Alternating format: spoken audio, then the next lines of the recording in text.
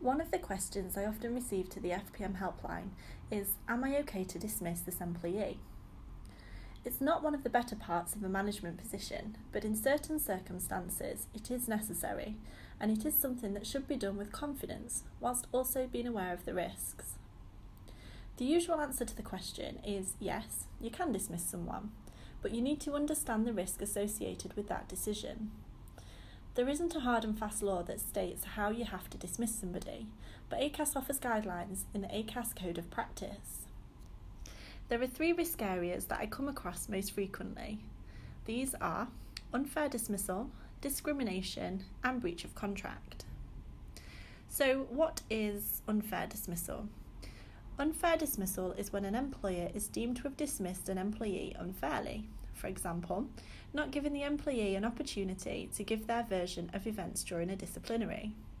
However, for an employee to be able to raise a claim, they must have at least 2 years' service in the organisation. So you might be thinking that means that anyone with less than 2 years' service you can just get rid of or fire without much fuss. But that's not quite the case, and we'll cover that shortly. One word that does get bandied around a lot is constructive dismissal. Constructive dismissal is a form of unfair dismissal where an employee claims that they've been left with no choice but to leave a business due to the way that they have been treated. Constructive dismissal can seem a scary prospect for employers, but in reality, only 5% of constructive dismissal cases that go to tribunal are successful, as it is really difficult to prove. The second risk was discrimination. So if we go back to that question of why should you still be careful with employees who have less than 2 years' service? Well, other than the fact that all employees should be given respect and treated fairly at all stages of their employment, and that it could seriously damage a practice's reputation, you do not need 2 years' service to raise a claim regarding discrimination.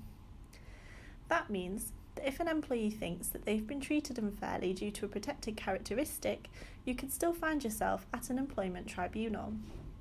The 9 protected characteristics are sex, age, disability, gender identity, pregnancy, sexual preferences, marital status, religion, and race.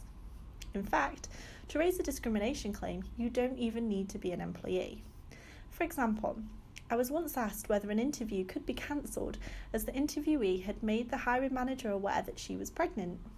If this had been cancelled, this would have been discrimination, as the woman was being treated differently for being pregnant, which is a protected characteristic. The discrimination claims are the ones that fetch the larger payouts at employment tribunals. The third and final risk area is breach of contract. The most common breach of contract is non-payment of wages, which could, for example, be that an employee was dismissed but not paid their notice period. Usually, only when an employee is dismissed for gross misconduct can an employer not pay the notice period.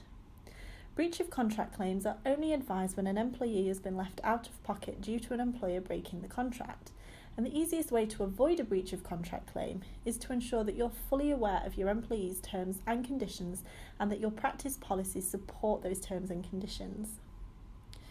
Following best practice and guidelines helps to reduce the risk of claims against you and your practice by ensuring that employees feel that they've been treated fairly and by following a well-structured process.